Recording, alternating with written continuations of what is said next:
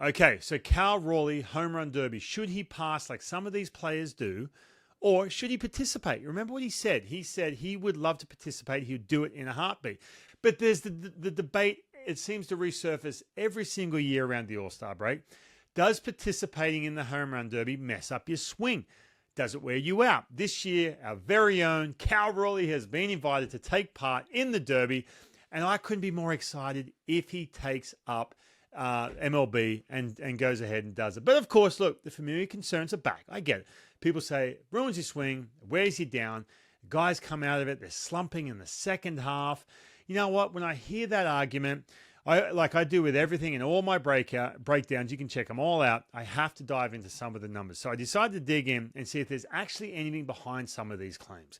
So I looked back at the 2024 Home Run Derby participants. You're talking Adolis Garcia, Alec Bohm, Bobby Witt Jr., Gunnar Henderson, Jose Ramirez, Marcell Ozuna, Pete Alonso, and Teoscar Hernandez. Now, they all profile as players very, very differently. More on that in just a minute. But I ran through some of the key metrics that I feel like coming out of this, that if you are going to get worn down or you get pull happy or your swing gets messed up, these are the ones I wanted to focus on. Hard hit rate, plate appearance per home run. In other words, how many plate appearances does it take for them to come and whack a home run? Plate appearance per RBI is a big one. Average exit velocity, do they get worn down? Strikeout rate, the team start figuring them out? Or does that swing get messed up and all of a sudden they start messing up? So let's look into some of the numbers, shall we? All right, so first of all, plate appearance per home run. So I looked at this.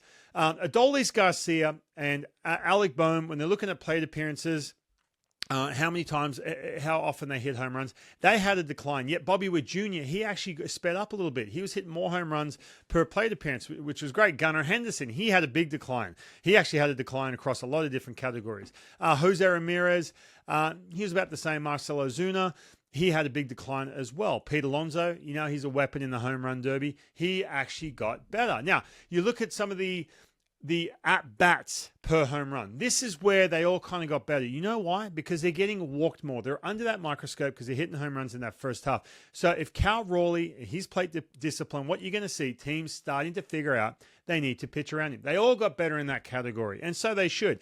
Because remember, per at-bat, that tells you that around the walks, they're actually hitting balls out of the ballpark. Now, the hard hit percentage, this was interesting.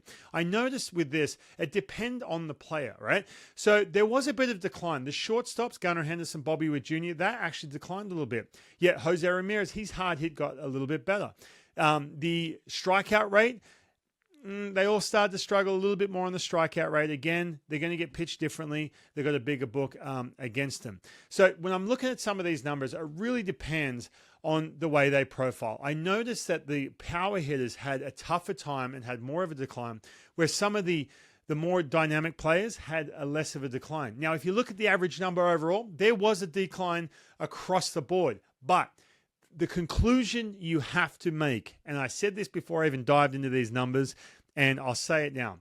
The impact of the home run derby varies wildly from player to player. Some guys saw dips in a couple of categories. Some, they didn't miss a beat. And a few actually got a little bit better. Pete Alonso, he's done this year after year. Teoscar Hernandez, he actually got better as well.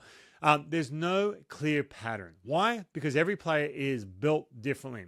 Now, when it comes to Cal Raleigh, that matters. He's a catcher. He's grinding every single day. We know that when he has a day off, he's DHing, right? So, and by the way, he's also trying to manage a pitching staff, wearing the gear in the heat when it starts to warm up in the middle of August, taking foul balls off every part of the body, you name it. Naturally, you're going to see some offensive drop-off in the second half. You just are. Harold Reynolds talked about that on the episode last week. Go listen to it or go watch it. Look, derby or not, that's just the toll of the position, right? Being a catcher. So home run derby or not, as for the idea of the derby, it messes up your swing. We shall see. I think everyone has to go through it to really figure that out. And again, it depends on the individual. So some guys might try and sell. Some guys might try and sell out on the pull side, and that carries into the second half. Others, especially the best of the best, they can flip the switch and go right back to their approach the next day, especially some of those hitters I rattled off.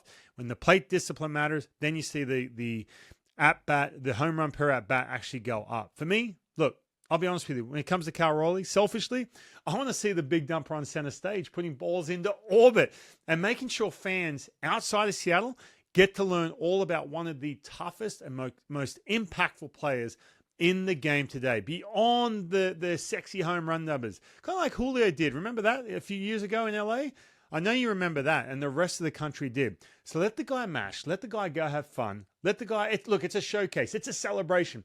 Cal Raleigh deserves to be front and center, representing our team and representing what it means to be that type of player.